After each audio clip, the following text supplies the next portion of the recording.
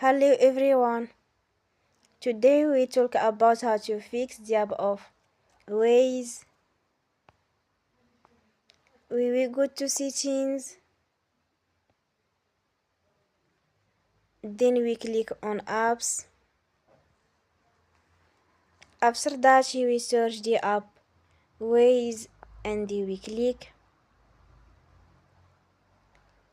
They will on for stop. After that we go to storage. Then we click on clear cache. In the end, you will turn off your Wi-Fi and you will turn again. Don't forget to support us by like and subscribe. See you next time and thank you for watching.